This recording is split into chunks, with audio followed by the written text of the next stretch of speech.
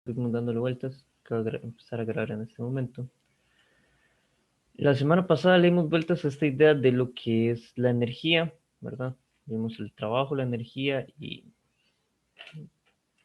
comentamos sobre cómo el trabajo y la energía cinética se relacionan, cómo el trabajo y la energía potencial se relacionan. Y habíamos definido la energía mecánica para definir la ecuación y para definir sí, una forma de resumen, por así decirlo, de las energías. Eh, Siguiendo con esa línea de pensamiento, entonces hoy vamos a definir la ley de la conservación de la energía, que dicho así de manera muy sencilla es que la energía no se crea ni se destruye, solo se transforma, es una forma de decirlo, pero para efectos de nosotros, lo que vamos a ver es que vamos a tener en el sistema cambios de energía interna, ¿verdad? Del sistema, ya sea cambios de la energía cinética, de la energía potencial, un cambio en la energía interna del sistema. Y eso va a ser igual a la energía transferida al entorno o desde el entorno, ¿verdad? Entonces, por un lado, del lado izquierdo ponemos todos los cambios que sufre lo interno en mi sistema de energía, ¿verdad? Ya sea que sea un cambio en energía interna, cinética, un cambio en energía potencial. El cambio en la energía interna lo introducimos acá. Ese concepto como tal no es mecánico estrictamente hablando. No podría darle una perspectiva mecánica. Pero tiene que ver con el hecho de que en realidad nosotros no sabemos cuánta energía tiene la cosa en sí, ¿verdad? No nos interesa en general calcularlo. Podríamos intentar hacer un gran esfuerzo por saber cuál es la energía dentro de cada cosa, pero normalmente no nos interesa y es un problema complicado. ¿Ok? Pero sí podemos saber fácilmente cómo cambia la energía dentro de cada cosa, ¿verdad? ¿Y cómo nos damos cuenta que la energía dentro de cada cosa cambia? Bueno, porque se calienta, ¿verdad? Entonces eso cambia la energía interna de la cosa, porque hay un cambio en configuración, el acomodo de las partículas es diferente, eso genera un cambio en su energía interna. em, y bueno, ahí uno podría seguir pensando en diferentes casos que cambian la energía interna. Por ahí lo dejamos porque va a ser útil, pero bueno, ya vamos a comentar un poco más sobre esa. Es mucho más útil en termodinámica, como pueden ver, tiene que ver con la temperatura y el calor y todo eso, entonces ahí se usa mucho ese concepto de energía interna. Y del otro lado, al igual, lo que tenemos son los intercambios de energía. Hay intercambios debido a que hay fuerzas externas que hacen trabajo, ¿verdad? Y sobre todo fuerzas no conservativas. ¿Por qué? Porque las fuerzas conservativas, el trabajo, lo voy a contemplar aquí en la parte de la energía potencial. ¿No? Ya habíamos visto que toda fuerza conservativa, el calcular el trabajo es equivalente a calcular la energía potencial. La única diferencia es la perspectiva, si ya lo realicé o no, o si es un trabajo pendiente por realizarse, ¿verdad? Entonces, si es una fuerza externa conservativa, va a estar aquí dentro de la energía potencial.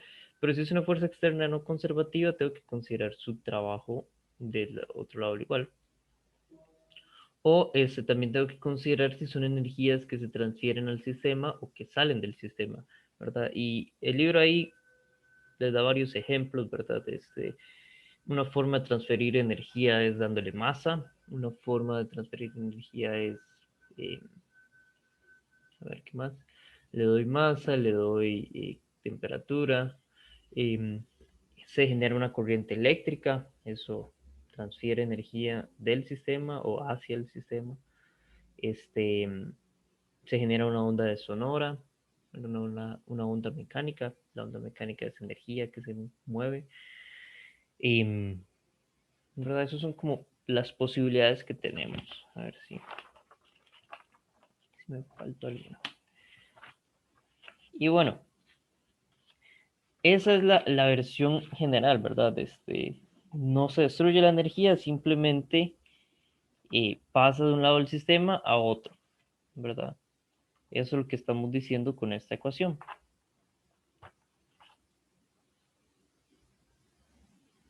¿Okay? Y hay casos más sencillos, ¿verdad? Esta es la ecuación así como en general, cuando uno quiere ver todo lo que puede pasar en el sistema, ¿verdad? Entonces uno contempla todas las posibles transferencias y todas las posibles energías presentes en mi sistema. Hay casos sencillos en el sistema, ¿verdad? El primer caso es un sistema aislado y que no hay fuerzas, solo hay fuerzas conservativas, ¿sí? Y entonces en este caso, lo único que sobrevive es el cambio en la energía mecánica, ¿verdad? Entonces a este caso en particular se le llama conservación de la energía mecánica. ¿Por qué? Porque ven que si yo, ¿verdad? El delta es K final menos K inicial y el delta U sería KU final menos U inicial. Entonces si paso todos los iniciales al otro lado del igual para que queden positivos, me queda de un lado energía cinética inicial más energía potencial inicial, eso es energía mecánica. Y el otro lado me queda energía cinética final más energía potencial final, eso es energía mecánica, ¿verdad? Entonces, vemos que la energía mecánica al inicio vale lo mismo que la energía potencial al final, ¿verdad? Entonces, por eso es que decimos que la energía mecánica se conserva. Ahora, este es un caso muy particular, va, va a aparecer bastante, es uno de los más frecuentes. Em, si hay fricción, ahí no, ahí cambia la cosa. ¿Qué pasa si hay fricción? No, hay varias formas de verlo. Una forma de verlo que por ahí hay físicos que no les gusta porque no es conceptualmente 100% correcta, es decir, que la fricción es un trabajo y lo considero acá como el trabajo de la fricción. El libro de hecho toma la otra posición, que es una postura un poco más correcta, y es decir que el efecto del trabajo de la fricción es un cambio en la energía interna y entonces lo que tenemos que ver es que hay un cambio en la energía interna debido a la fricción. Son como dos formas diferentes de decir algo muy similar. Las diferencias son más técnicas que otra cosa. Pero por ahí va el asunto, ¿verdad? ¿Qué hace la fricción? La fricción lo que hace es que aumenta la energía interna de las cosas, ¿verdad? Calentándolas, de manera tal que la energía mecánica disponible es menor. ¿Okay? Ese es el efecto de la fricción. ¿Sí? Entonces, una vez que consideramos esta ley de conservación, ya podemos entonces, ahora sí, calcular absolutamente todo lo que habíamos visto en la primera parte del curso, ¿verdad? Pero vean que esto es parecido a la ecuación que, de hecho, está aquí abajo, la del sistema aislado, es parecida a la ecuación que usamos en la clase pasada, al puro final, para resolver un ejercicio. En el fondo, es esa misma idea, ¿no? Lo que estoy haciendo es juntando todo en un solo lugar. ¿Okay? Y, ok, ¿y cómo se usa esto? Bueno, para poder utilizar la ley de la conservación, antes de pasar al concepto de potencia, los pasos, ahora lo vamos a ver en ejemplos, pero igual se los menciono desde una vez. Los pasos son sencillos. El paso uno siempre va a ser en este caso vamos a poner un paso uno previo a sacar los datos, que va a ser identificar los puntos de interés. Ahora sí, una vez que uno ya tiene cuáles son los puntos de interés, va al paso 2, que sería sacar los datos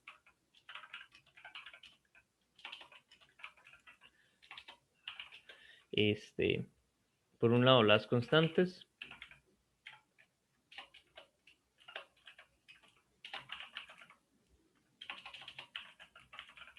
¿verdad? Porque mi problema siempre va a tener variables, o mejor dicho, cantidades que son constantes, como la masa, probablemente sea una constante, la G, puede ser que usted esté en otro planeta, ¿verdad?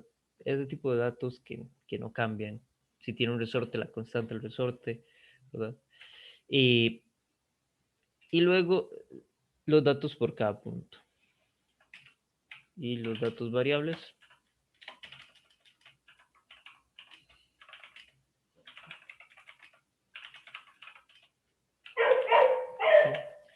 Una vez que uno ya tiene esos dos pasos, ¿verdad? A partir de ahí es simplemente plantear la ecuación.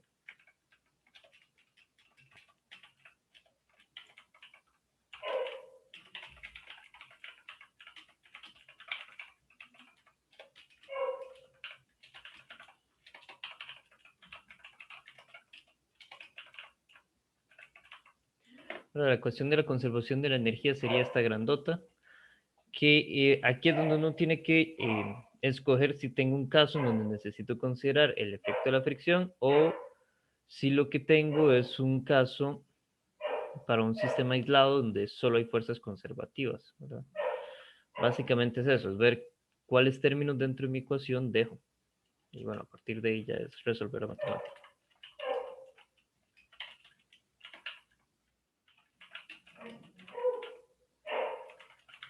¿Sí? Y esos son, ese es el procedimiento que uno debería siempre seguir. Entonces vean que aquí siempre va a ser importante poder identificar que hay puntos donde me interesa analizar el sistema. Bueno, hay puntos particularmente importantes. Permiso un segundo.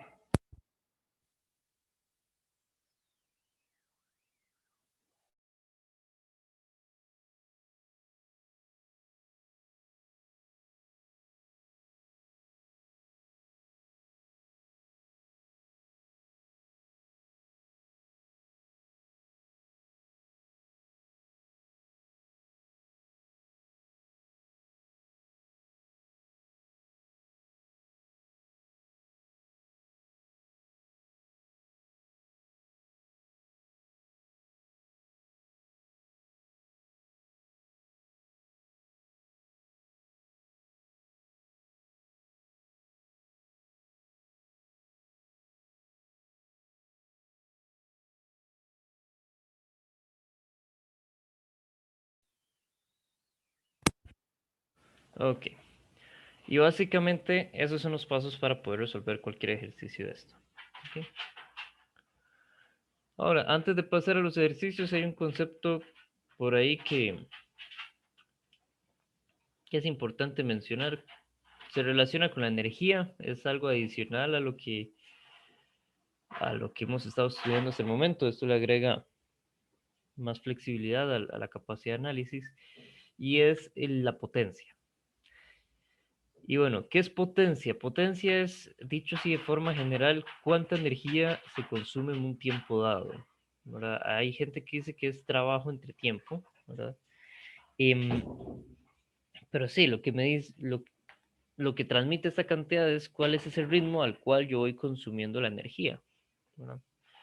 Por eso es muy útil, porque me permite hablar en términos de cuánto se va consumiendo y no tanto de cuánto se consumió en total, ¿verdad? Y a veces necesitamos eso, sobre todo en aplicaciones de generación de electricidad y cosas por el estilo, es sumamente útil.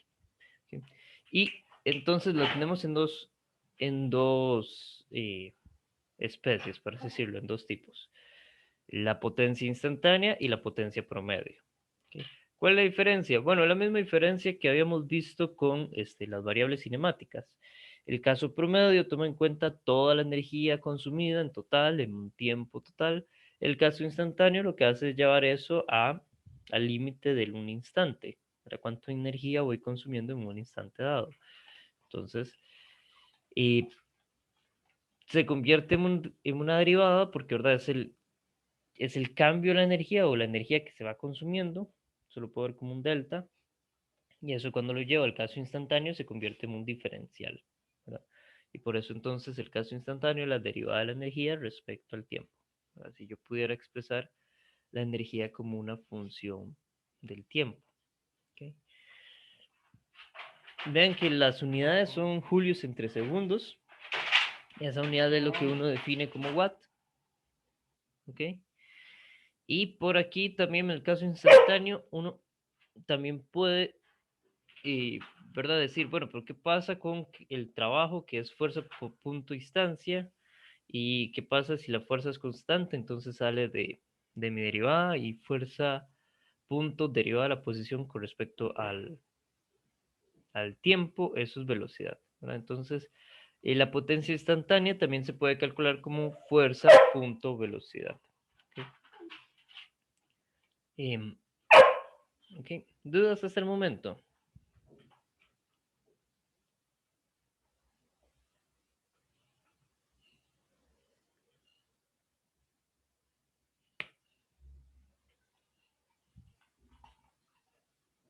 Ok, no hay dudas. Muy bien. Entonces, por ahí, ¿alguno de ustedes se ha fijado en qué unidad vienen los recibos de electricidad?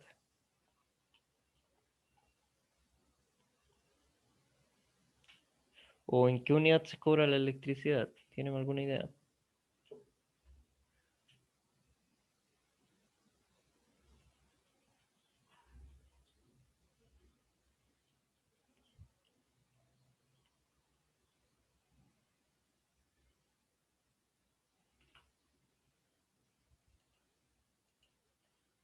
No. Ok. Es muy sencillo, es kilowatt hora. La unidad es kilowatt hora. ¿Esa unidad es de potencia o de energía? ¿Qué dicen ustedes?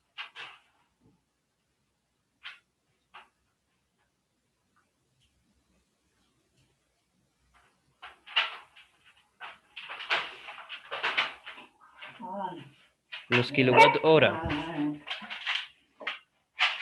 ¿Es una energía de potencia? ¿Es una unidad de potencia o es una unidad de energía? Profe, yo diría de potencia. De potencia. Ujú. Pareciera, ¿verdad? Engaña. Sí, porque como tiene el tiempo, entonces me iría con potencia. ¿Pero qué hace el tiempo? ¿Estás dividiendo la energía? Ah, bueno, en ese sí tiene un buen sentido. Entonces no podría ser potencia, porque no estamos dividiendo nada. En realidad es una unidad de energía. Lo que le cobran a uno es cuánta energía uno consumió. Entonces, analicemos esto. Este, un kilowatt hora es lo mismo, ¿verdad? Kilos 10 a la 3, entonces tengo 10 a la 3 watts por hora. Ahora, una hora son 3600 segundos. ¿Ok? Entonces yo lo que tengo, bueno, y aquí el watt es julio en 3 segundos, entonces cuando yo multiplico segundos por segundos, cancela y quedan solo los julios. Entonces un kilowatt hora son 3,6 por 10 a la 6 julios. ¿Sí? Por eso es que se usa el kilowatt hora, porque es una unidad muy grande de energía, ¿verdad? En realidad los julios es una unidad muy pequeña de energía. Por lo menos si estamos hablando de la energía que consume una casa. ¿Ok? Pero sí, lo que le cobran a uno es cuánta energía uno consumió. ¿Ok? Y ahí está el cálculo, ¿verdad? Pero bueno, aquí se hace un calculito, un ejercicio muy, muy sencillo. Este, Vamos a suponer que tenemos un bombillo 100 watts y dejo por algún motivo el bombillo 100 watts encendido por 10 horas. ¿Cómo puedo calcular la energía que consumió ese bombillo?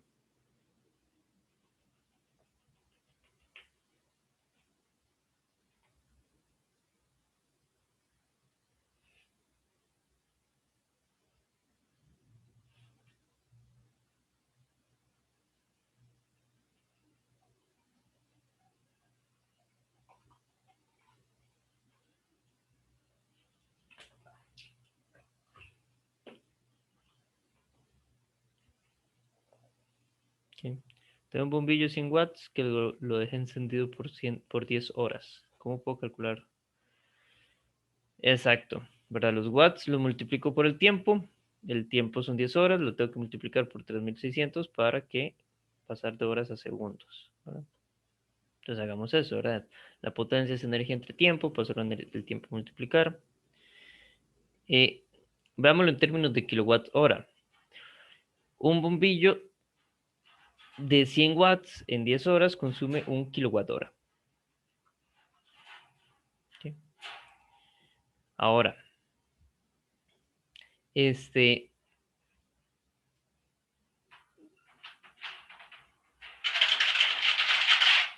aquí no escribí a qué me refería con este. Voy a cambiar aquí un segundo. ¿Qué pasó ahí? Me perdí. Ahora vamos a hacer un ejercicio parecido. ¿Qué pasa con los bombillos LED?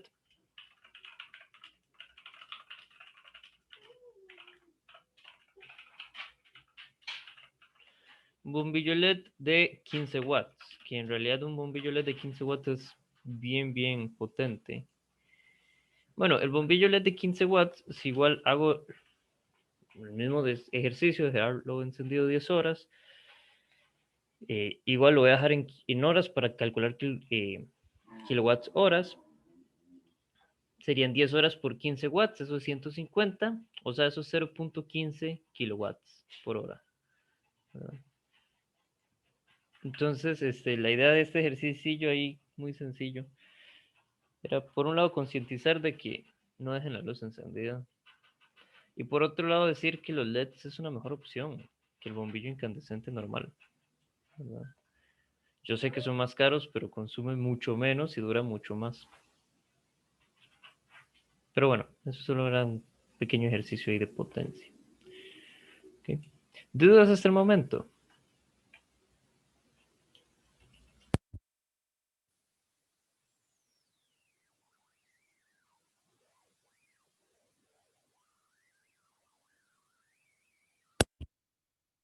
Entonces, voy a dejar de compartir un segundo para asegurarme que no están los ejercicios ya resueltos. Pero bueno, mientras hago eso, em, hay una cuestión aquí con la potencia que se vuelve interesante, que es, ¿cómo es que se llama esto? Las unidades de la potencia. Hay una unidad de la potencia que es bastante folclórica, pero que es importante conocer, que son los caballos de fuerza. El caballo de fuerza también es una unidad de potencia. Em, ¿Y qué es lo que pasa con el caballo de fuerza? Bueno, el caballo de fuerza es una unidad súper folclórica que aparece debido a, ¿cómo es que se llama esto? La necesidad de los fabricantes de motores de vender sus motores, ¿verdad? Esto estoy hablando de históricamente allá, cuando empezó la cuestión del tren, ¿verdad? El ferrocarril. En ese momento histórico, lo único que había para transportar las cosas era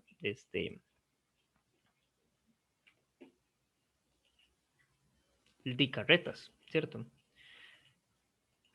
Y, y bueno, ¿qué pasaba con las carretas? Bueno, las carretas eran jaladas por caballos. Entonces, ¿qué hacían los fabricantes de locomotoras para poder promocionar su locomotora, para poder explicarle a la gente que era mejor tener ese monstruo metálico pesadísimo para jalar peso que tener un caballo? Porque, ¿verdad? Visto desde la perspectiva moderna, entendemos que sí, una máquina grande puede generar una gran fuerza y jalar mucho peso, ¿verdad? Y basta con ver la maquinaria de construcción, son gigantes. Pero en esa época hay que entender que la gente está acostumbrada a ver el peso de las cosas y ver que éramos nosotros los humanos o los animales los que jalaban el peso de las cosas. Y entonces jalar una máquina pesada de metal más jalar el peso de lo que usted quiera jalar no convencía a la gente. Entonces, ¿qué fue lo que hicieron los fabricantes de locomotores y ese tipo de producto? Este, Hacíamos una demostración. Poníamos un peso, ¿verdad? Aquí esta cajita representa el peso. Ponían un caballo, ah, poníamos una locomotora, por ejemplo, y lo movían, medían la fuerza, ¿verdad? Tenían cuál es la fuerza promedio con la que, está la idea de que hay una fuerza promedio con la que el caballo jala.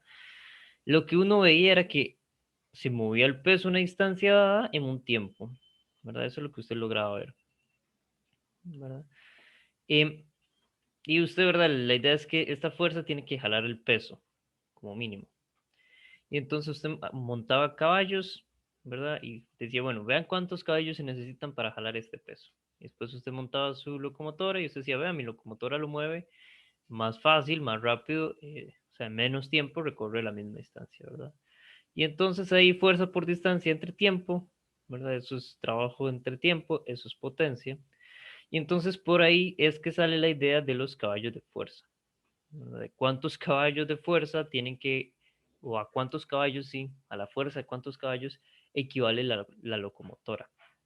Ahora, los caballos de fuerza es una unidad que sigue siendo folclórica porque dependiendo del país hay diferentes acuerdos para saber cuánto es.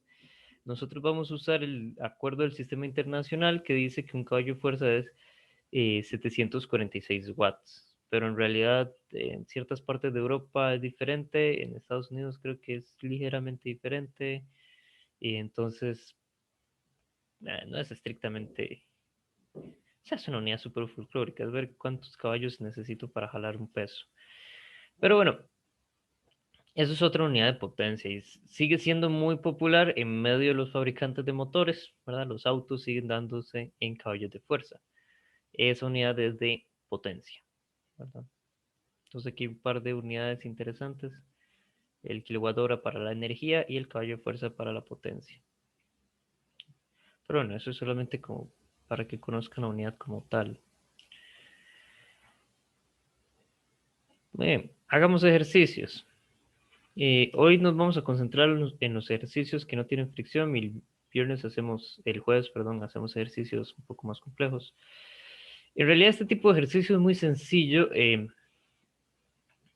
Normalmente el ejercicio me dice cuáles son los puntos de interés. Por ejemplo, aquí me marca claramente en este tobogán que tengo un punto A, un punto B y un punto C. Entonces, esos son mis puntos de interés. Saquemos los datos constantes. Me dan la masa es 5 kilogramos.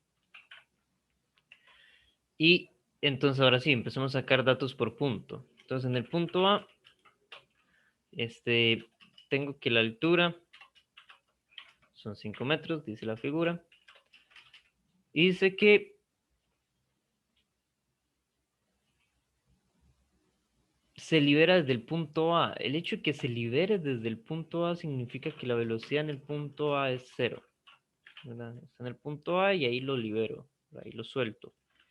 No le estoy dando ninguna especie de impulso, no tiene entonces, no adquiere velocidad como tal. La velocidad en el punto A es cero. Y normalmente solo tengo estas dos variables, ¿verdad? Habíamos hablado antes, esto lo habíamos comentado en la clase pasada, cuáles eran mis variables de interés. Era la altura, aquí voy a poner H, la altura para la energía potencial gravitacional, la X que se comprime el resorte y la velocidad, ¿verdad? Esas son como las variables de interés. Y son las que vamos a estar manejando por el momento. Si hubiese algún otro comportamiento en el sistema, como una fuerza no conservativa o algún tipo de transferencia de energía, habría que considerar eso también, pero mientras sea un sistema cerrado como este, ¿cómo sé que ese es un sistema cerrado? Bueno, porque me dice que la pista no tiene fricción, ¿verdad? Entonces, al quitarle la fricción, le quitamos la única fuerza no conservativa que estamos estudiando, y entonces ya de automático se vuelve un sistema cerrado, no va a generar una corriente eléctrica, no va a generar una onda electromagnética ni una onda de sonido y no está perdiendo masa. Entonces es un sistema cerrado. ¿Okay? Entonces, cuando es un sistema cerrado, es conservación de la energía mecánica lo que estamos viendo. ¿No? Solo me fijo en energía cinética y energía potencial y estas son las variables que cambian, altura y velocidad. ¿Okay?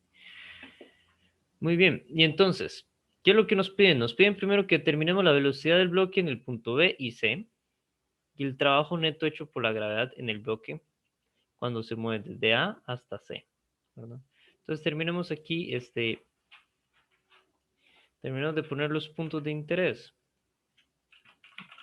En el punto B, obviamente la altura la saco de la imagen, me dice que es 3.2 metros y la velocidad no la sé, es lo que me están pidiendo.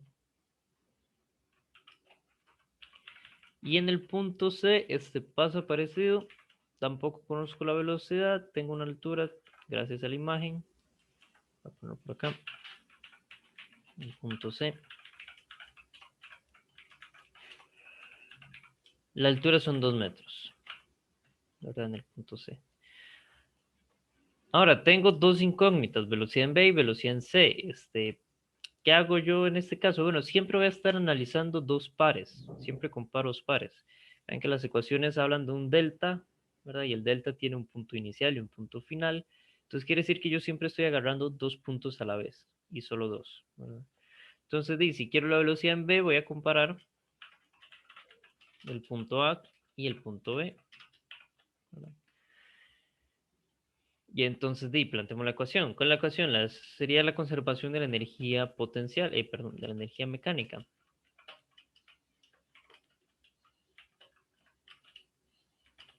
De antemano, podríamos decir si alguna de estas energías se hace cero. La energía potencial, la energía cinética, ya sea en el punto inicial o en el punto final. Vean que tal vez voy a cambiar la notación. Punto inicial lo voy a poner en el punto A. Y el punto final lo voy a poner en el punto B. Entonces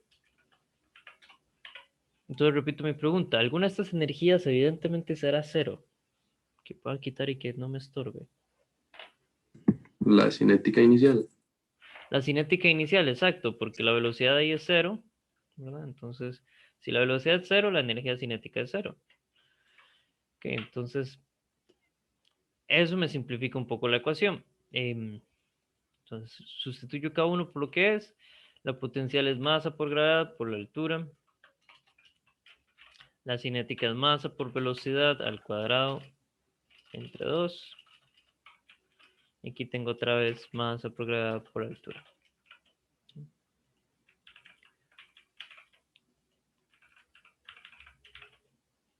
Y despejar de aquí es un chiste, ¿verdad? Ustedes ya han hecho cosas más difíciles en este curso. Entonces, lo primero paso a restar la energía potencial en el punto B.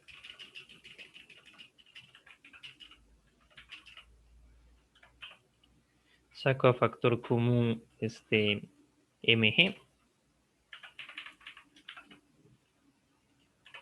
Para simplificar esto y que se vea bonito. Y, bueno, sigo aquí abajo. Entonces saquemos factor común mg. Y de una vez pasemos ese 2 a multiplicar y la masa a dividir. Así queda la velocidad sola. Aquí queda la masa dividiendo. El 2 aquí arriba. Vean que masa cancela con masa.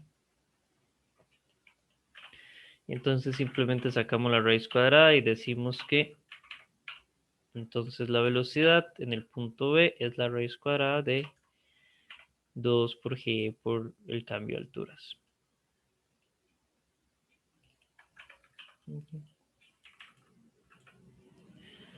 Y este mismo resultado lo hubiéramos podido obtener con cinemática. El problema es que, ¿verdad? En cinemática hubiéramos dividido las cosas por componentes y ahí hubiera habido que ver cuál es la inclinación del plano y ver cuál es la fuerza que da para un lado y para otro. Aquí nos quitamos todo eso encima y sacamos de una vez la magnitud de la velocidad en el punto B, ¿verdad? No sabemos hacia dónde apunta, pero bueno, será perpendicular, pero tangencial a la superficie. Eso lo podemos decir con toda tranquilidad, ¿verdad? Entonces, no hace falta saber hacia dónde apunta. Esa es la velocidad en B. De forma análoga, voy a hacerlo una vez. Puedo comparar A y C. Entonces, lo único que cambia es que aquí tengo C. Pregunto nuevo, ¿hay alguna energía que se haga evidentemente cero?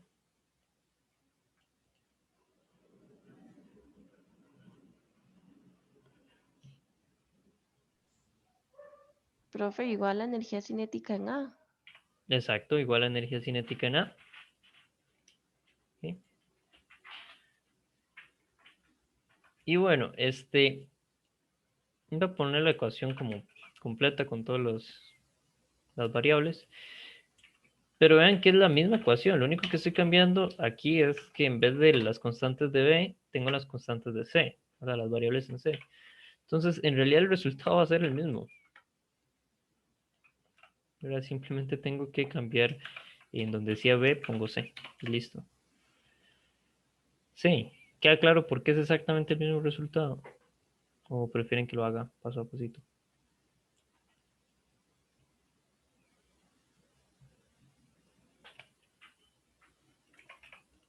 Si hay alguno que no está 100% seguro de por qué simplemente copié el resultado, lo hago paso a pasito.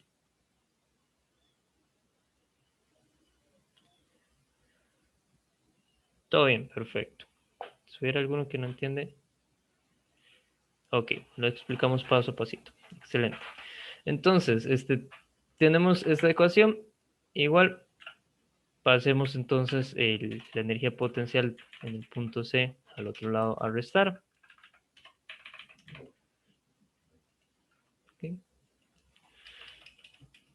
Cuando pasa a restar, entonces podemos sacar aquí el factor común mg. Entonces me queda mg por la altura en A menos mg por la altura en C.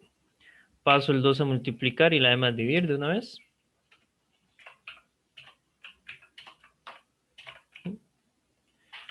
Y aquí vemos que la m cancela con m. Y saco la raíz cuadrada y me queda, que sería la raíz cuadrada de 2 por g por la altura en A menos la altura en C. Okay. Sigue el mismo procedimiento, ¿verdad? En general vamos a estar haciendo como el mismo procedimiento una y otra vez. Este tema en realidad es sumamente sencillo, se complica un poco más cuando se mete la fricción. Okay. Pero bueno, esto ya lo podemos calcular. Calculémoslo para tener un valor por ahí. Entonces la velocidad en v va a ser la raíz cuadrada de 2 por 9,8 por el cambio de alturas. Empecé en 5 y termino en 3.2. Esto para el caso de B. Ahí me indican cuánto les da. Y para el caso de C,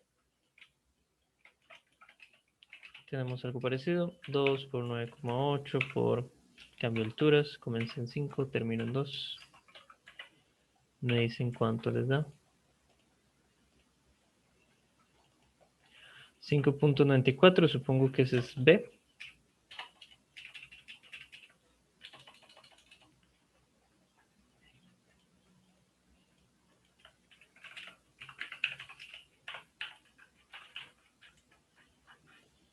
Y 7.67 para C.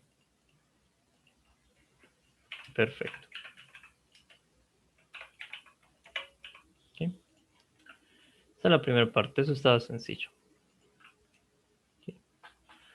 Ahora, la segunda parte me pide cuál es el trabajo neto hecho por la fuerza gravitacional en el bloque cuando se mueve desde el punto A hasta el punto C.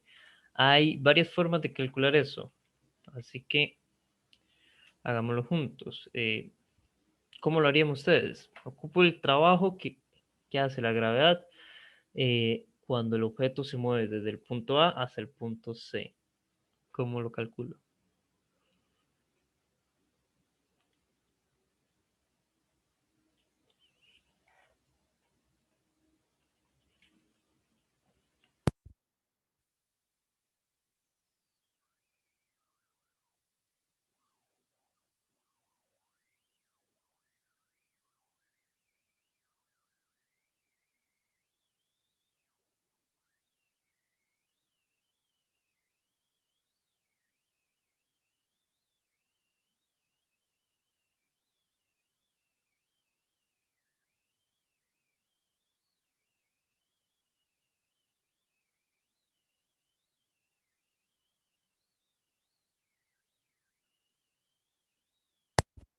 ¿Idea de cómo calculo?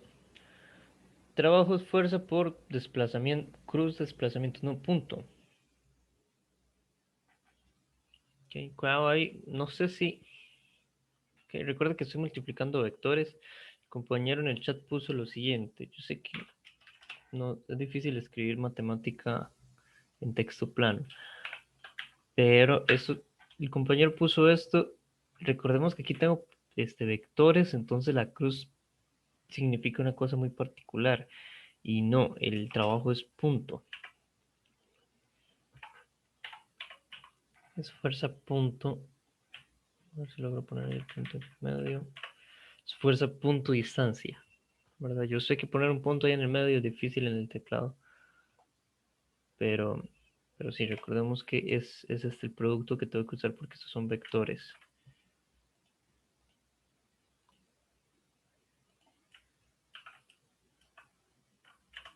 ¿Sí? Bueno, eso es una forma de verlo. Fuerza punto desplazamiento. ¿Sí? Le hacemos caso al compañero, muy bien. Entonces, planteamos la fuerza. La fuerza es, la gravedad es mg en el sentido en menos j. ¿Ok? Muy bien. Y el desplazamiento, ¿cómo planteo el vector desplazamiento?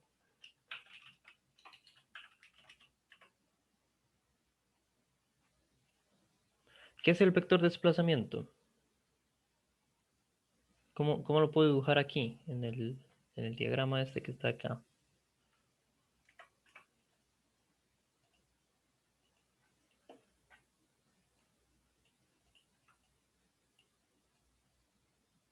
Voy a poner esto por acá para acercar el diagrama. ¿Verdad? Yo digo que el trabajo va a ser entonces fuerza punto de desplazamiento. Necesito dibujar el desplazamiento. Entonces, ¿cómo puedo calcular el desplazamiento? ¿Qué es el desplazamiento?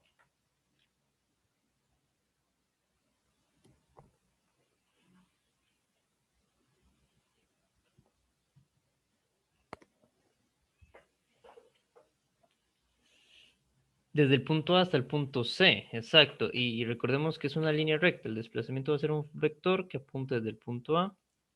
Voy a poner el punto A aquí abajo. Desde el punto A hasta el punto C.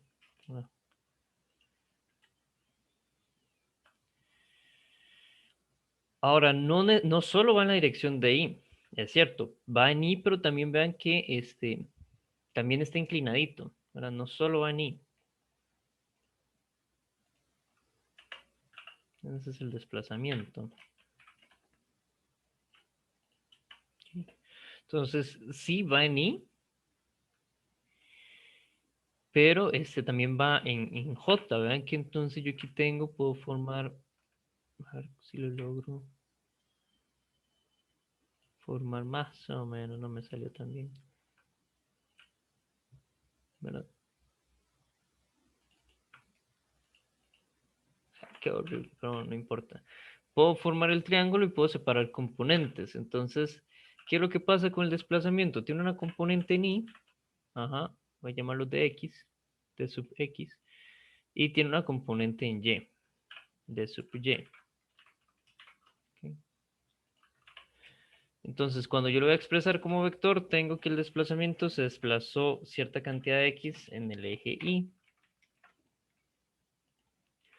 y se desplazó cierta componente Y en el eje J y negativo, ¿verdad? Porque se desplazó hacia abajo. Ya lo quito de ahí para que se pueda ver mejor. Okay. ¿Verdad? Lo puedo poner de esa manera. Por el momento voy a ponerlo de esa manera así abstracta. Ya vamos a ver qué rayos es de Y y de X. Y ahora, de X en realidad no tengo la menor idea de qué es y no tengo forma de saberlo. Necesito más información para poder averiguar cuánto es de X, ¿verdad? Y el desplazamiento en X. Pero no me preocupo. ¿Por qué no me preocupo? Porque yo me acuerdo de que el producto punto lo que hacía era, ¿verdad? El f en x con el d en x más el f en y con el d en y, ¿verdad? Y así sucesivamente. Solo voy a poner esos dos por el momento, ¿verdad? Cierto, el producto punto lo que hace es agarrar componentes del mismo tipo, las multiplica entre sí y va sumando.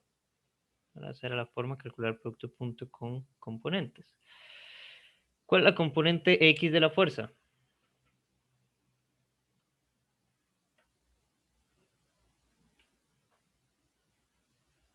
¿Cuánto vale la componente X de la fuerza? 0. 0, exacto. Entonces, cuando yo calculo el trabajo, para nuestro caso en particular, cuando yo calculo el trabajo, aquí tengo un 0. Entonces, todo esto se hace 0. Y solamente tengo la fuerza en Y con el desplazamiento en Y. Ahora, ¿tengo alguna forma de calcular cuánto es el desplazamiento en Y?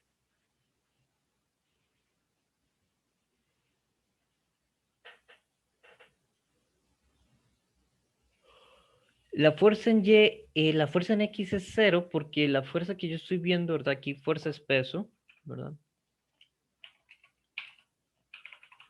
Ok.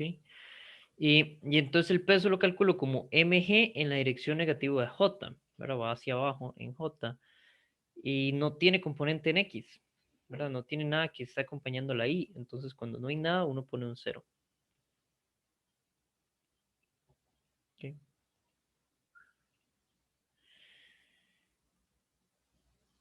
Ok, perfecto. Y el desplazamiento en Y, ¿tengo forma de calcularlo? Sería 3 metros. ¿Por qué sería 3 metros?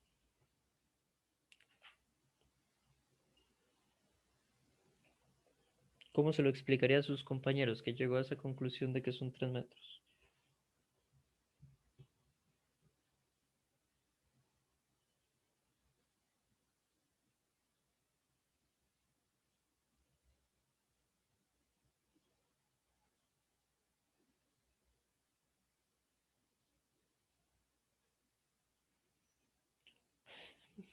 Exacto.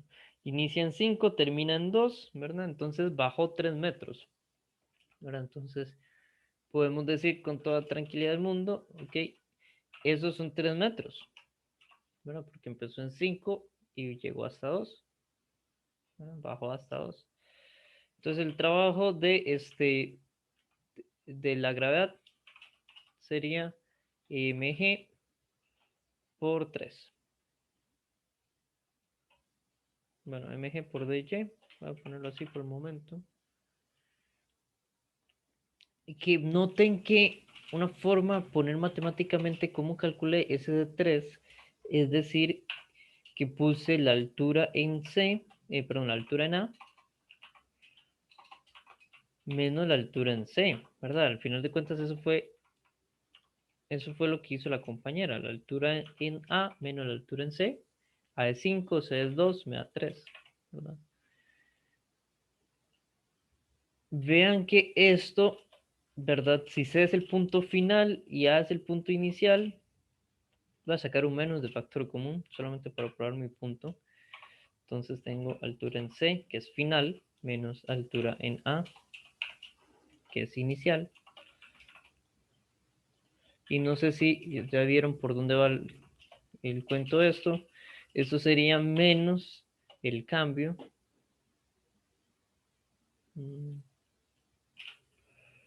Segundo. Menos el cambio, ¿dónde está? Acá está el delta.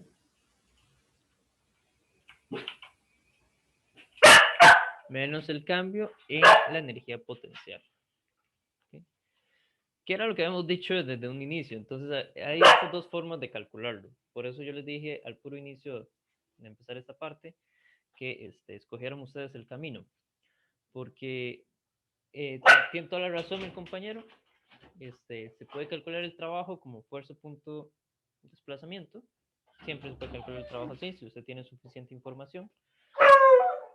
O también en el caso de fuerzas conservativas como es el peso, se puede calcular como el cambio de la energía potencial. Un segundo.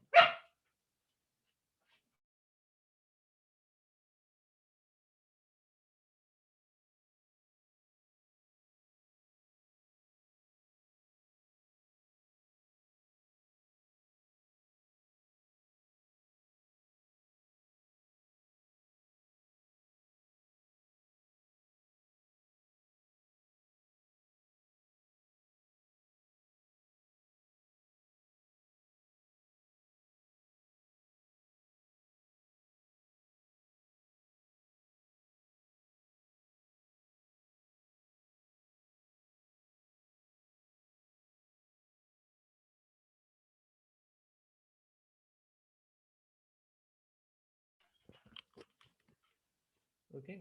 Entonces teníamos esos dos caminos. Al final de cuentas son completamente equivalentes. Em,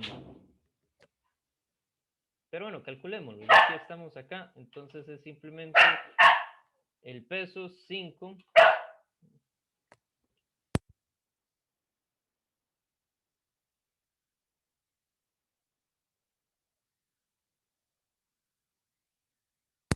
Tenemos el peso que es 5 por la gravedad que es 9,8 por el desplazamiento en Y que es 3 metros.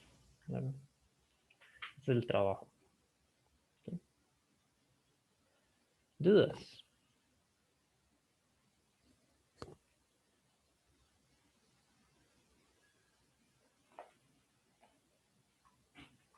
Todas las W son las mismas.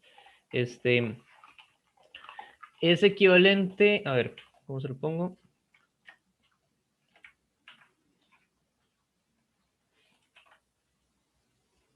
Es decir esto, voy a quitar todo esto acá. Decir esto, trabajo es fuerza punto, aquí falta un punto. Fuerza punto, desplazamiento, es lo mismo que decir, trabajo es el negativo de la energía potencial, ¿verdad? Esos son los dos caminos. Cualquiera de estas dos ecuaciones funciona. Porque el peso es una fuerza conservativa. ¿Sí? Entonces, esa es la cuestión, ¿verdad? Tengo que el trabajo es fuerza punto desplazamiento, o es lo mismo que decir que el trabajo es el negativo del cambio de energía potencial asociada a... ¿Y qué pasa con el menos? Yo estoy sustituyendo aquí arriba. El menos es parte de la energía, ¿verdad? De la relación entre trabajo y energía potencial. ¿Y por qué aparece ahí? Es una cuestión, ¿verdad? De quién hace trabajo sobre quién, ¿verdad? Es una cuestión de perspectiva. Por eso aparece en la ecuación. ¿Qué pasa ahí con todos los negativos? Vean que este menos aquí adelante yo solamente lo puse para cambiar el orden a HC y HA, ¿verdad? ¿Por qué? Porque C es final y A es inicial, y para poder poner un delta yo necesito poner final menos inicial, porque delta es final menos inicial. ¿Okay? No sé si eso le responde un poco la duda con los signos.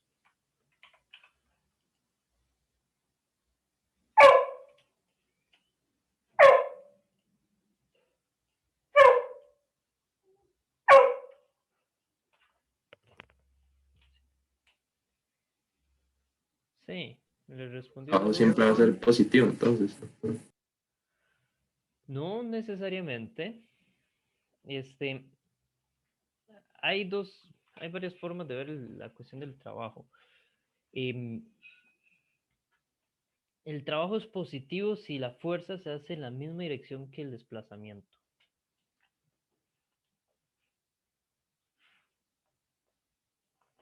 ¿Ok?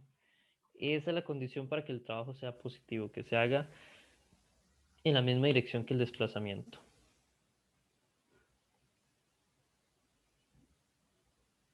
¿Ok?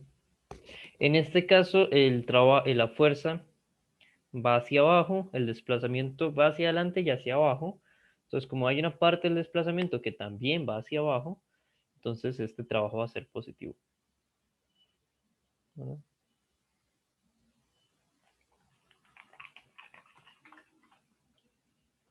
Ok, gracias, profe. Con gusto. ¿Alguna otra duda con el ejercicio?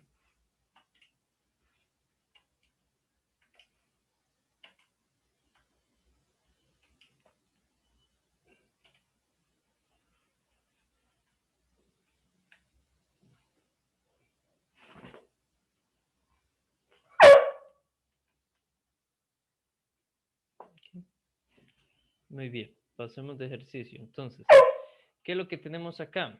Tenemos una niña en masa M, parte de reposo, se desliza sin fricción desde una altura h a lo largo de un tobogán al lado de una piscina.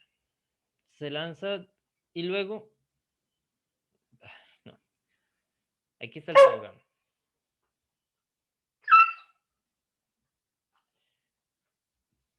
Y entonces tengo que la niña se lanza, la altura del tobogán es h, y sale disparada del tobogán a una altura h quintos. ¿Ok? Entonces, ¿qué datos tengo? Parte del reposo, o sea, la velocidad inicial es 0, la masa de la niña es m, el tobogán no tiene fricción y parte de una altura h. ¿Verdad? Esas son las variables que yo en teoría conozco. ¿Ok? Segundo.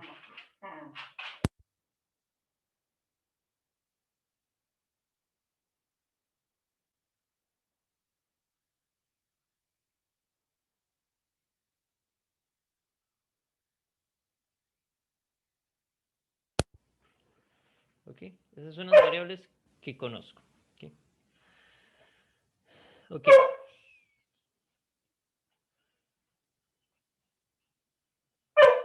Ahora queremos encontrar la altura máxima a la que llega la niña. Un segundo.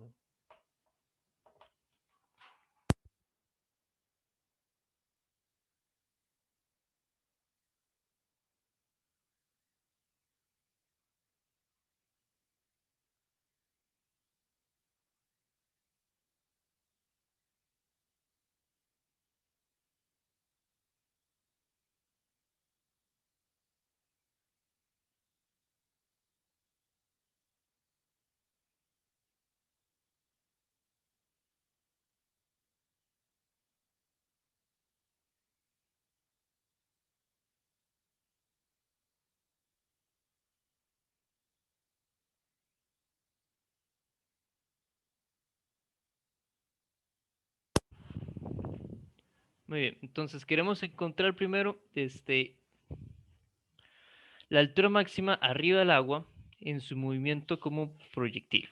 O sea, una vez que la niña sale disparada del tobogán, queremos saber qué tan alto es la altura máxima desde el nivel de la piscina. Vean que la altura h está dada desde el nivel de la piscina, el h quintos está dado desde el nivel de la piscina. Ahora, entonces queremos saber cuál es su punto de máxima altura. ¿Okay? Y entonces nos hacen la pregunta, el sistema niña-tierra, ¿verdad? Estoy considerando la tierra y a la niña. ¿Es un sistema aislado? ¿Verdad? Esa pregunta es importante porque es lo que determina cuál ecuación vamos a usar.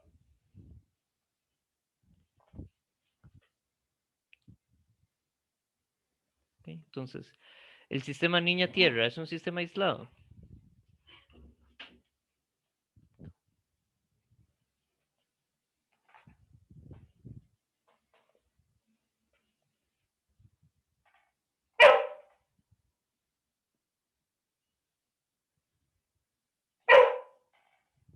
Segundo.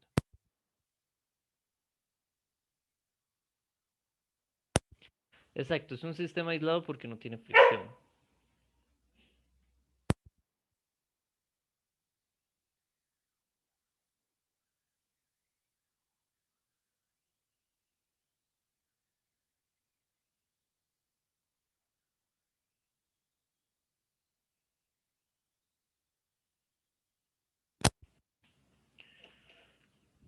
¿Ok? Muy bien, entonces sí puedo usar mis ecuaciones, como es un sistema aislado, puedo usar mis ecuaciones, la ecuación sencilla, ¿verdad? No me va a complicar con todas las transferencias de energía, simplemente hay conservación de energía potencial y energía cinética. ¿Okay? Y entonces dice, ¿hay una fuerza no conservativa que actúa en el sistema? Acabamos de decir que no. Defina la configuración del sistema cuando la niña está en el nivel del agua que tiene cero energía potencial. O sea, lo que nos están diciendo es lo siguiente. La altura cero, donde la energía potencial se hace cero, es el nivel del agua. Eso es lo que dice ahí cuando dice defina la configuración del sistema cuando la niña está a nivel del agua que tiene cero energía potencial gravitacional. ¿Verdad? Simplemente es eso, la altura es cero al nivel del agua, entonces la energía potencial es 0 ahí. Y quiero expresar la energía total de la niña en la parte superior del tobogán. Okay. Entonces ahí es donde está el punto 1. En la parte superior del tobogán ponemos el punto 1. ¿Sí? Luego dice, expresa la energía total del sistema cuando la niña está en el punto de lanzamiento. El punto 2, entonces es justamente acá en los 5, en los h quintos. ¿Verdad? Luego dice, expresa la energía total del sistema cuando la niña está en el punto más alto. El punto 3 sería el punto de máxima altura. Y dice, a partir de los incisos C y D, o sea, de entre el punto 1 y el punto 3, determina la rapidez inicial en el punto de lanzamiento en términos de G y H. ¿Okay?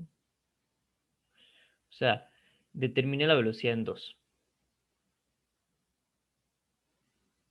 ¿Por qué estoy comparando C y D?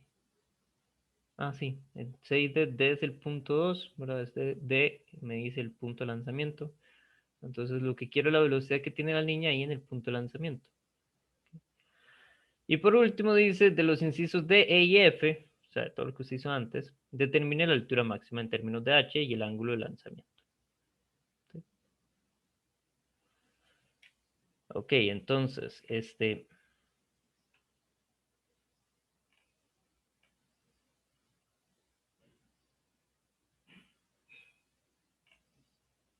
al final es una pregunta rara, porque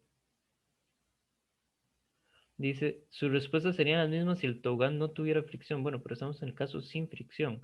Supongo que eso es un pedazo del libro y lo que quieren preguntar es si las preguntas serían lo mismo en el caso que hubiese fricción.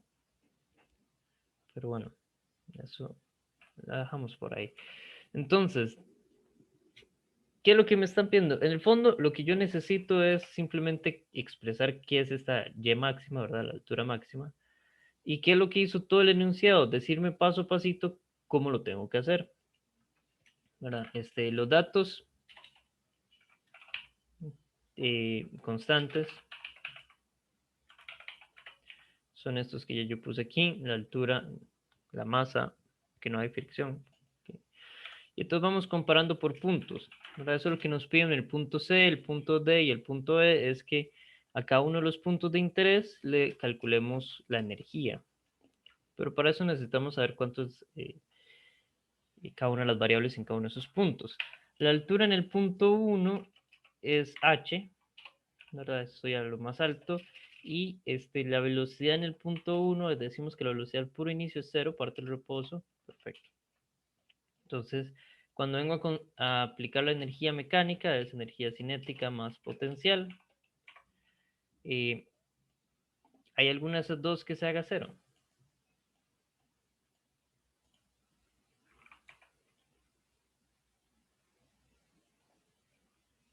La cinética. La cinética de nuevo, exacto. La energía cinética depende de la velocidad y no hay velocidad. Okay. Espera un segundo. Ahí está. Muy bien, entonces la energía en el punto 1 va a ser mg por h. ¿Verdad? Porque solamente tengo la energía potencial y h1 es lo mismo que poner h. Entonces está la energía en el punto 1. Que eso es lo que me piden en el punto C. Luego vamos con el punto 2. En el punto 2, entonces el punto 2 está en h quintos. La velocidad 2 no la conozco. Y la voy a llamar v. ¿Ok? Y no la conozco. Pero bueno, en el punto 2 no hay ninguna energía que se haga 0, entonces la energía en el punto 2, ¿verdad? Va a ser la energía cinética, masa por v al cuadrado entre 2, más la energía potencial, masa por gravedad por la altura, que la altura es h quintos. Entonces de una vez pongo h quintos.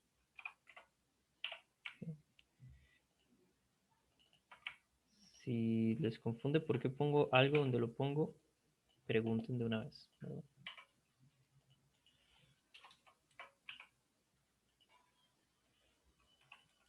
Ok.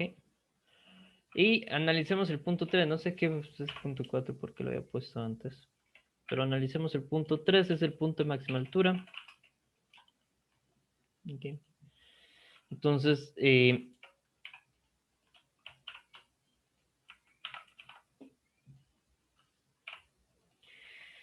el punto 3,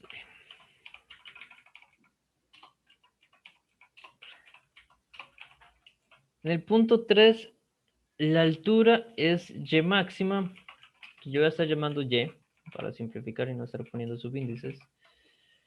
¿Okay? ¿Y cuál es la magnitud de la velocidad en el punto 3?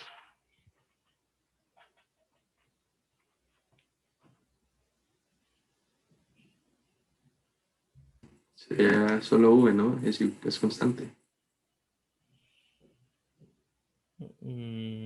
Sería la misma v que el punto 2.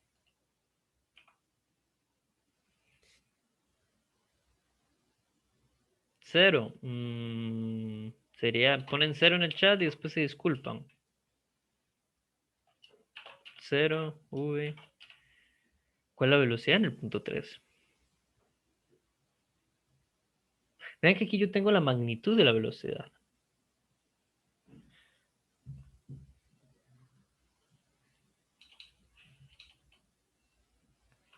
Planteemos la velocidad como un vector. ¿Cómo sería la velocidad vectormente hablando en el punto 3? ¿Qué pasa en el punto 3? Sí, ¿qué pasa en el punto 3? ¿Qué es el punto 3?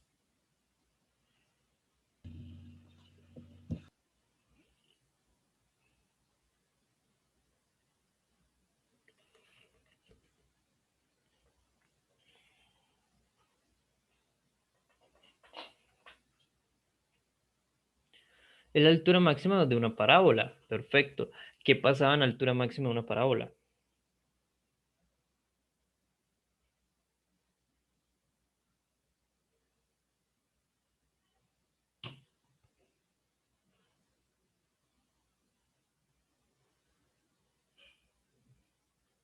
La velocidad en y es cero.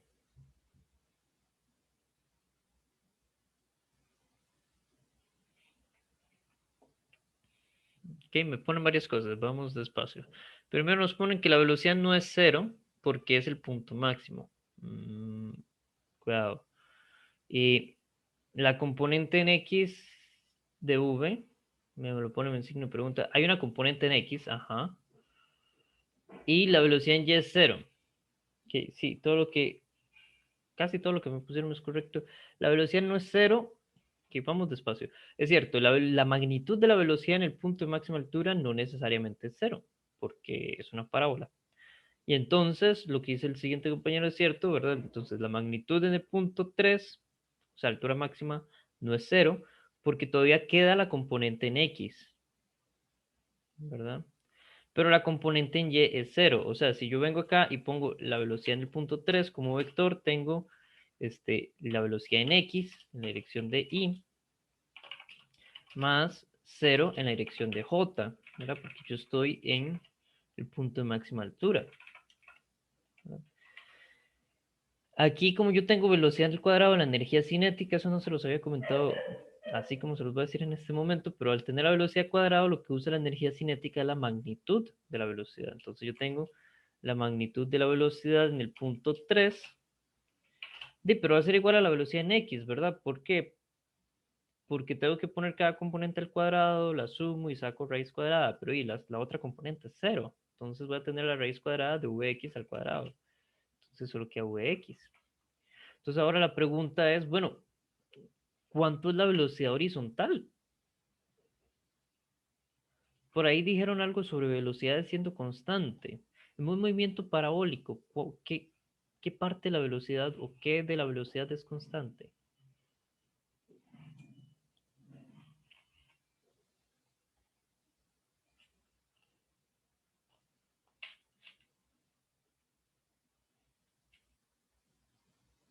La magnitud no es constante. No, la magnitud va cambiando porque en Y, la componente Y de la velocidad va cambiando.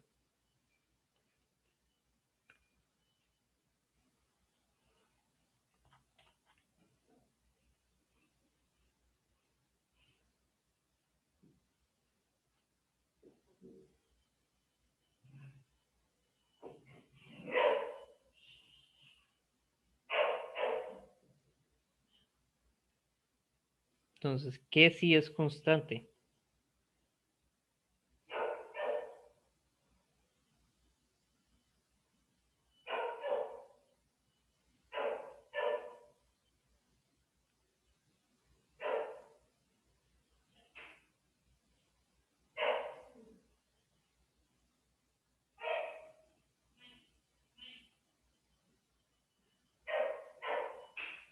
Movimiento parabólico, ¿en la velocidad hay algo constante? ¿O nada, la velocidad es constante, movimiento parabólico?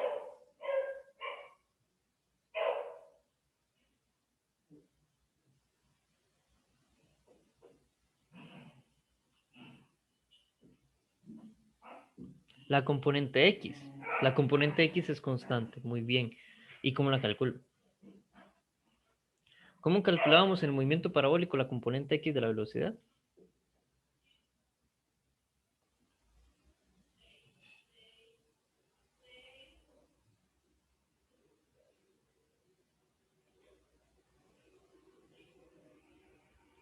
V coseno del ángulo, exacto. Entonces, y vean que esa V es la magnitud de la velocidad en el inicio, que ya yo que sería la velocidad en el punto 2 y yo llamé V, y ese ángulo es el ángulo que tiene ahí, ¿verdad? Con el que sale, es el ángulo que sería, que sigue la línea recta del tobogán justo en el punto en donde la chiquita está siendo lanzada del tobogán. ¿Verdad? Entonces podemos decir aquí tranquilamente es V cos de ángulo.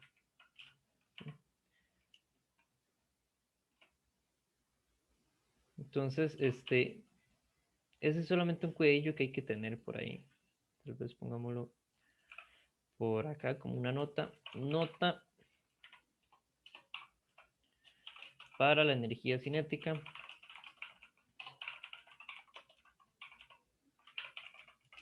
Usamos la magnitud de la velocidad. Eso es importante. Perfecto. Entonces, voy a poner en rojo la única incógnita que tengo. La incógnita es V.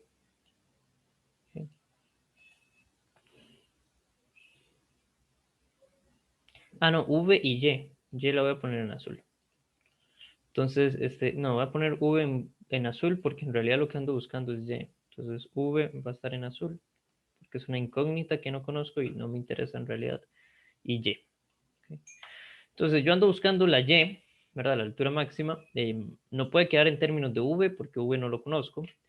Pero entonces el ejercicio me da la respuesta. ¿Qué hago para quitar la V? Bueno, entonces comparo el punto 1 y 2.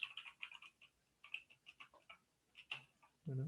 Y comparando el punto 1 y 2, ¿verdad? Entonces tengo que la energía mecánica en 1 tiene que ser igual a la energía mecánica en 2. ¿Verdad? Entonces hasta aquí le corrijo que... ¿Qué pasó aquí? Entonces aquí simplemente le corrijo, tengo mgh en 1 y en 2 tengo mv al cuadrado más mgh quintos. Y entonces aquí la incógnita sería v, podemos despejarlo de acá. Entonces hacemos lo mismo que hicimos antes, paso mg quintos al otro lado a restar.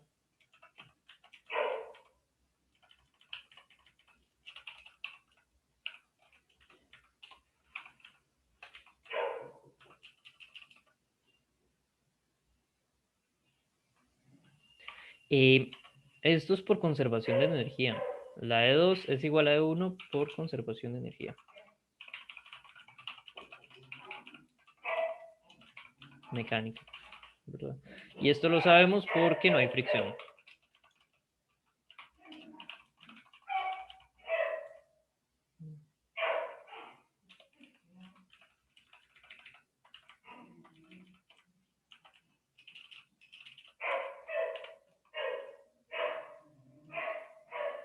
Ok, un segundo, a ver si su bicho se cayó.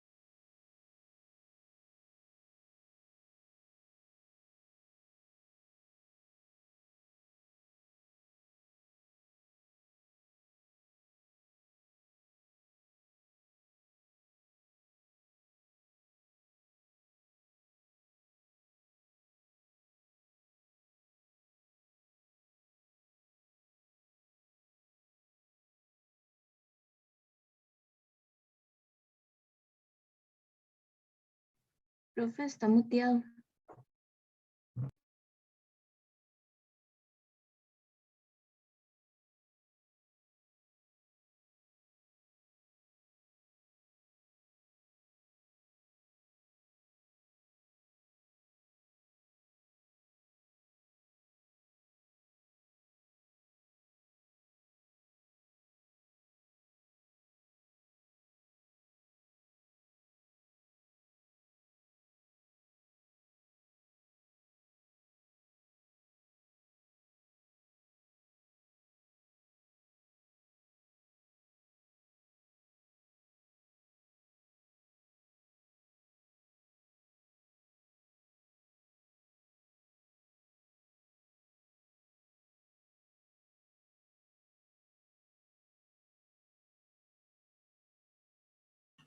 Perdón, es que me muteé por el, ¿cómo se llama esto? Muteé los parlantes porque se puede mutear por aparte y muteé el Zoom y no me di cuenta. Repito, entonces, energía mecánica es energía cinética más energía potencial. La energía cinética es masa por velocidad al cuadrado sobre 2 y la energía potencial es mg por h. Pero el h en el punto 2 es h quintos, ¿verdad? Eso fue lo que dijimos arriba. Entonces, por eso que hay el mg h quintos. No sé si eso le aclara la duda.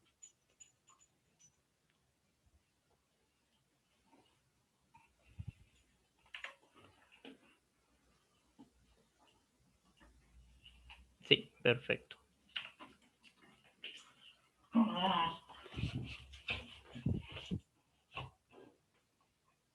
Ok. Muy bien, entonces, continúo aquí con el despeje. Voy a sacar mg a factor común y paso es más, voy a sacar mgh a factor común. Entonces me quedaría 1 menos 1 quinto. Paso el 2 a multiplicar y la m a dividir. ¿Sí?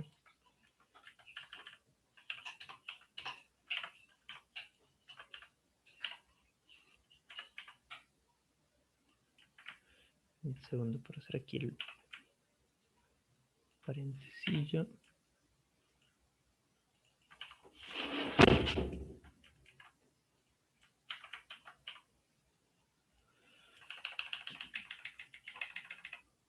Ok. 1 menos 1/5 es lo mismo que decir 4/5, ¿verdad? Entonces me queda 2 por 4/5. La m se cancela con m, entonces solo queda g por h, y eso es la velocidad en el punto, la velocidad v al cuadrado. ¿Okay? Aquí lo voy a dejar por el momento así. Okay, entonces yo tengo v, pero yo lo que quiero es y. Pero entonces lo que voy a hacer es lo siguiente, voy a comparar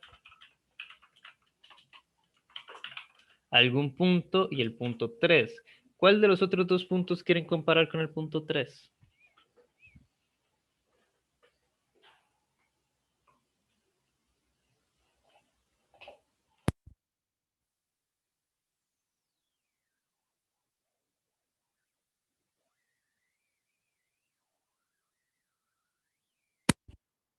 Podríamos comparar el 2, Profe, ¿no sería más fácil el 1 por pero es tener más menos fácil. datos? Sí, es más fácil el 1, porque en el 1, vean que la energía solo es mg. En el 2 la energía es todo eso. Entonces no me gusta. El ángulo me lo da el punto 3. El ángulo no me lo da el punto 2, el ángulo me lo da el punto 3. Entonces no necesito el punto 2 para que salga el ángulo por ahí. Entonces voy a comparar el 1 con el 3 porque el 1 es más sencillo. Entonces comparamos el 1 con el 3. Entonces, seguimos con esta idea de que tengo la energía mecánica en el 1 y es igual a la energía mecánica en el 2, en el 3. O sea, K en el 1 más U en el 1, voy a ponerlo todo, es igual a K en el 3 más U en el 3. Y ya habíamos visto que la K en el 1 es 0. Bueno, lo vuelvo a poner para insistir en que es E. La energía mecánica E es K más U. ¿Verdad?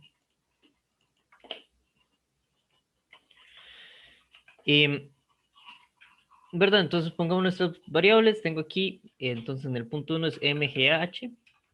Y en el punto 3 tengo la energía cinética más entre 2 por la magnitud de la velocidad al cuadrado, que es v por el coseno de zeta. ¿Cierto? Y todo eso está al cuadrado. ¿Verdad? Más, aquí le sumo entonces la energía potencial en el punto 3 es mg por el h3, que sería la y que ando buscando. ¿Sí? ¿Ok? Esta v de acá es la v que he estado usando en azul. ¿Ok?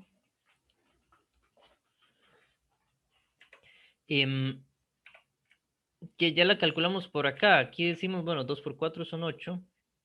La v en azul al cuadrado por lo menos es 8gh entre 5. Voy a ponerlo así. Eso es la velocidad, esta azul, pero al cuadrado. Igual no hay problema porque aquí yo reparto ese cuadrado, ¿verdad? V y coseno se están multiplicando, entonces el 2 del cuadrado se reparte simplemente. Porque ahí había una multiplicación. No quiero que la v esté por ahí, entonces ya sé que es 8gh quintos, entonces voy a poner eso. Entonces en vez de v tengo 8g. ¿Dónde está el 8 aquí? 8gh entre 5. Bueno, tal vez voy a poner aquí paréntesis como para aclarar que esto que estoy poniendo era esa v cuadrada. Por eso no saqué la raíz antes, porque yo sabía que aquí iba a aparecer v cuadrado. ¿Okay? Entonces, segundo.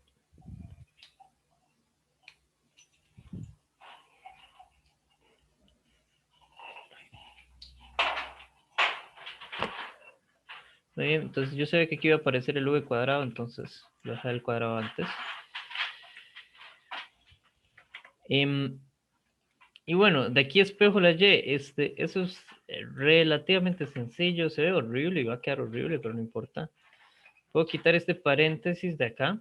Eso es lo primero para que se vea un poco menos feo.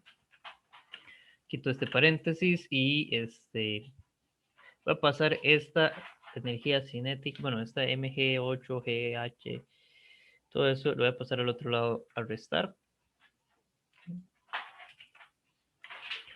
Y voy a simplificar un poco. 8 entre 2 es 4, entonces quito este medio de por acá.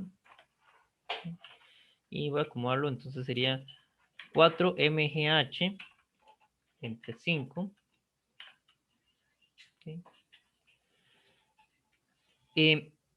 Podemos sacar MG a factor común. Hagamos eso. Es más, podemos sacar MGH a factor común. Hagamos eso. Aquí entonces quedaría un 1 en el primer. Estoy sacando todo el primer término a factor común. Me queda menos 4 quintos. Saqué todo esto. Coseno al cuadrado de zeta. ¿Sí? Y voy a mandar ese MG a dividir de una vez.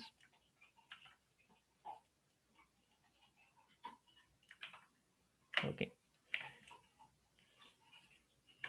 Entonces aquí se ve que el MG se cancela y decimos, claro, entonces la Y de altura máxima va a ser H por 1 menos 4 quintos del coseno cuadrado del ángulo de disparo. No, voy a poner quintos abajo. Bueno, y cuidado aquí que están todos los paréntesis y todo eso.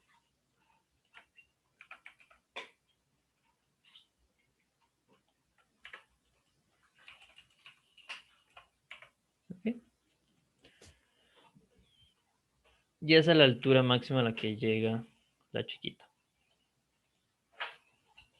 La chiquita y cualquier persona, vean que no depende de la masa de quien se lanza.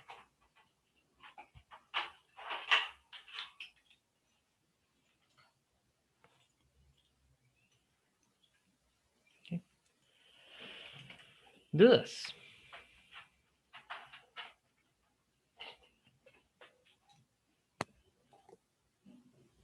¿Les parece más sencillo así o es más sencillo analizarlo por la cinemática?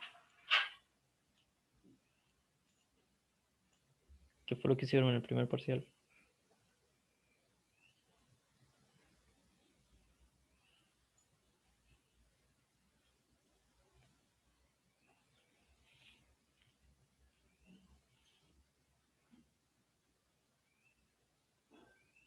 Así, ¿verdad? Mucho más rápido.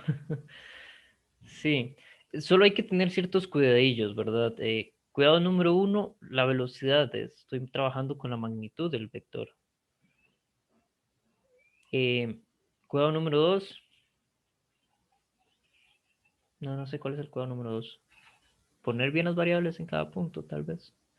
Pero sí, ese toque que estoy trabajando con la magnitud del vector es importante tenerlo claro. Okay. Y bueno, aquí tenía otro ejercicio. Tenía otro par de ejercicios, pero quedan 15 minutos. No sé si lo intentamos. Intentemos este. Aquí tenemos otra vez el péndulo. No sé si se acordarán del péndulo. El péndulo era interesante, ¿verdad? Es un movimiento circular. Ahora, ¿qué tengo acá? Lo que tengo es un péndulo que tiene un clavo a cierta distancia de, ¿verdad? Verticalmente hacia abajo, de donde se une el péndulo con el techo. Y la cuerda se balancea y golpea con el clavo. ¿Okay? Y entonces dice, demuestre que si la esfera se libera desde una altura por debajo del clavo, regresa a la altura después. ¿Okay? Vean que después de pasar por la línea vertical, la línea del cable que tiene el péndulo para girar es menor, ¿verdad? Más corto. Pero bueno, aún así, aunque el cable es más corto, gira hasta la misma altura. O sea, ¿a qué me refiero con que gira hasta la misma altura? Si empieza en este punto, llega hasta ese punto, ¿verdad? ¿Por qué? Bueno, aquí podemos decir en el punto A, es una cuestión más filosófica, considerando que es un sistema cerrado, porque no hay fricción, ¿verdad? Y el rozamiento con el aire nunca lo hemos tomado en cuenta, entonces no vamos a empezar ahorita. Se conserva la energía mecánica.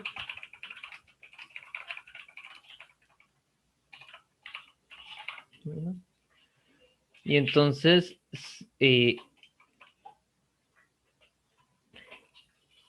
siempre volverá a la altura desde la que salió.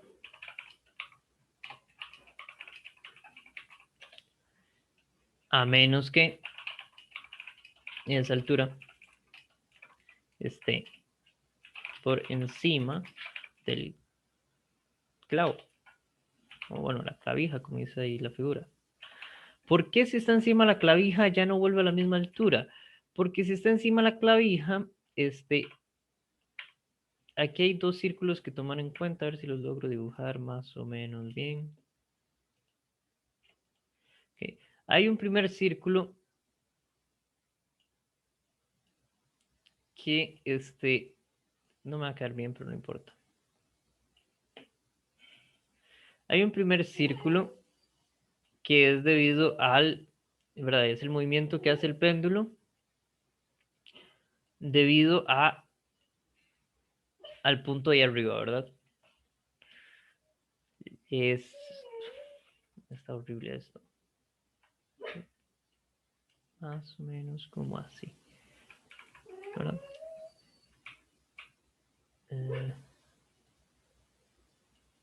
Ahí, ¿verdad? Entonces, ese es el círculo que seguiría el péndulo si no estuviera la clavija y no estuviera el techo y pudiera girar en torno ¿verdad? Con su largo L. ¿Okay? Ahora, hay otro círculo más pequeño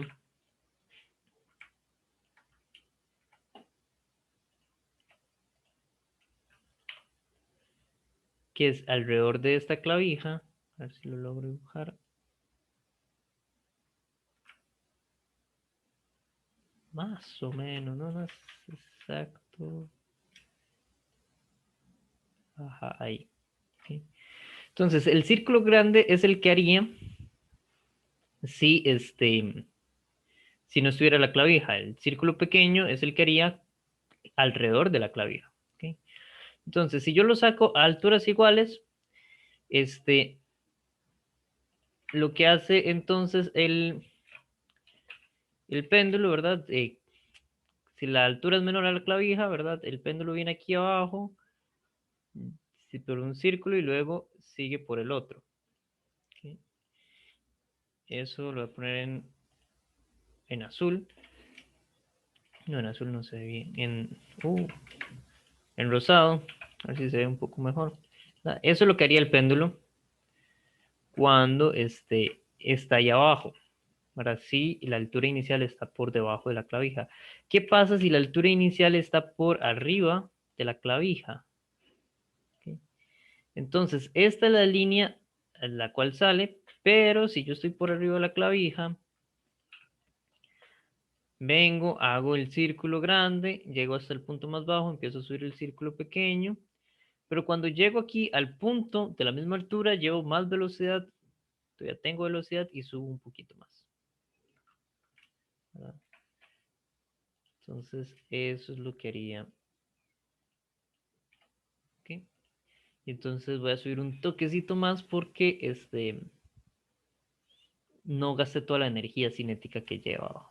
Sí, queda claro.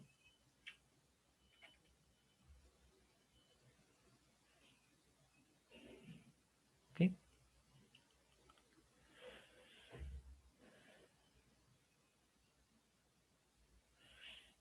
Y bueno, luego nos piden una demostración. Demuestre que si el péndulo se libera desde la posición θ igual a 90, o sea, desde el puro techo, y se balancea en un círculo completo dentro de la clavija, el valor mínimo de D es 3L quintos. ¿Ok? Y voy a ver si esto me da tiempo a hacerlo rápido. Entonces, no les voy a preguntar. Bueno, sí les voy a preguntar. ¿Se entendió lo primero que dije antes de empezar con la parte B? ¿O hay alguna duda? Muy bien. Entonces, en la parte B estoy poniendo dos puntos de interés. Uno es acá arriba, ¿verdad? Que el ángulo sea 90. Entonces, ese es el punto 1, donde el ángulo de lanzamiento es 90. Y el otro punto, el punto 2, está aquí arriba. Ok, a ver cómo lo pongo. Punto 2 es aquí arriba, en el punto máximo del círculo pequeño. ¿Por qué? Porque yo lo que quiero es que lanzándolo desde ahí con un ángulo 90, venga acá, se enrede en la clavija y complete una vuelta. ¿Okay? Entonces, ese es el punto en 2. ¿Okay? Entonces, variables por punto. Punto 1, tengo, ok, la altura en el punto 1 va a ser el largo del péndulo, ¿verdad? Y la velocidad va a ser 0, porque lo voy a soltar. No quiero tener que agregarle nada. Eso en el punto 1. En el punto 2, okay, la altura es un poco más complicadilla, pero no tanto.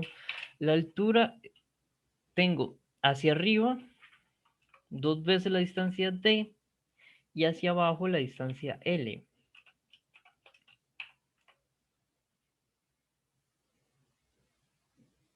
No, 2 veces hacia arriba la distancia de nada más. Con eso es suficiente. Ajá. ¿Verdad? Estoy tomando todas las alturas, las estoy tomando desde aquí abajo. ¿Verdad? Esa línea ahí abajo, la línea azul es el 0 de altura. Entonces el punto 1 está a una altura h y el punto 2 está a una altura 2D. ¿Okay? No, 2D no. Mm, mm. Mm.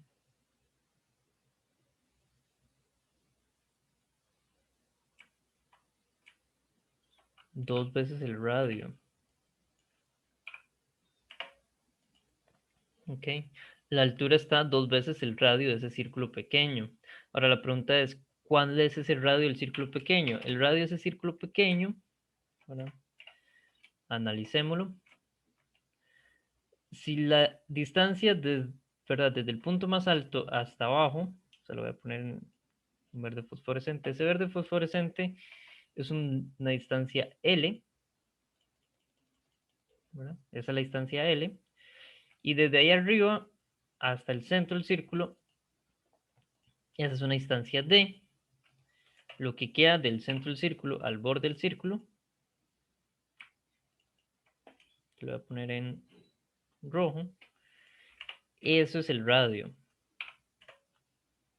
Ahora el radio es esta parte aquí abajo, pero la distancia verde es L. ¿Okay? Entonces, el radio va a ser cuando a L le quite la distancia D.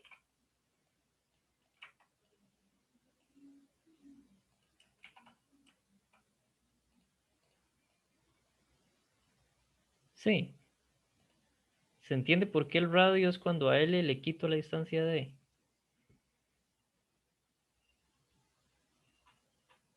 ¿Ok? Ese es el radio del círculo pequeño. Entonces, si nadie dice nada, voy a suponer que sí. Se entendió perfectamente. L menos D. Y entonces, ya que tengo esa relación acá, en vez de poner 2 veces el radio, que si bien eso es cierto, lo voy a poner en términos de L y D, que son las variables de interés para mí. Yo no quiero saber qué es, yo necesito expresar D en términos de L, ¿verdad? Eso es lo que ando buscando. Yo ando buscando cómo expresar D.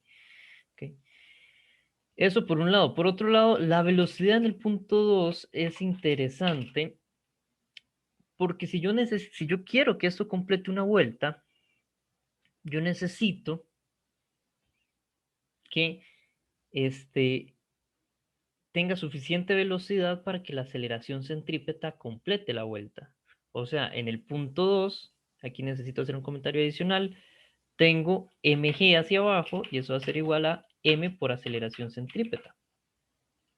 ¿Okay?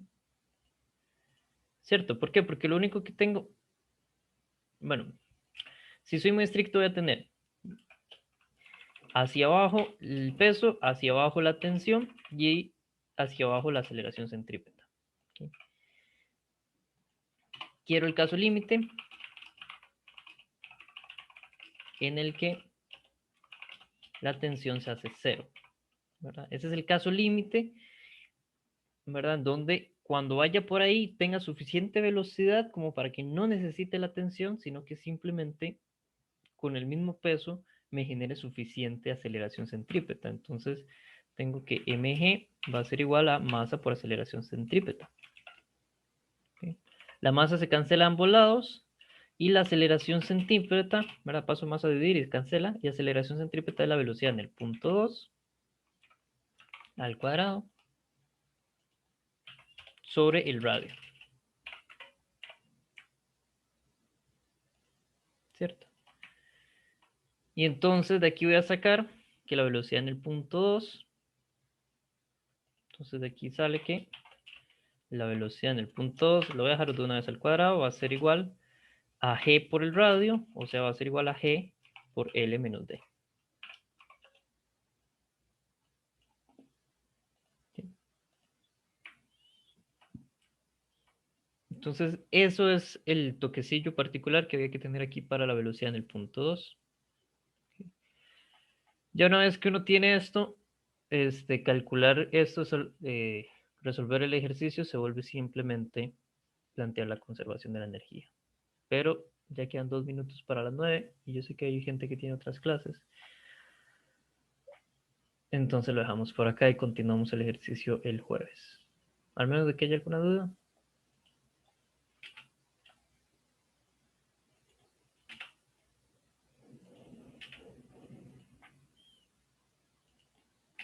No hay dudas. Ok, entonces nos vemos el jueves.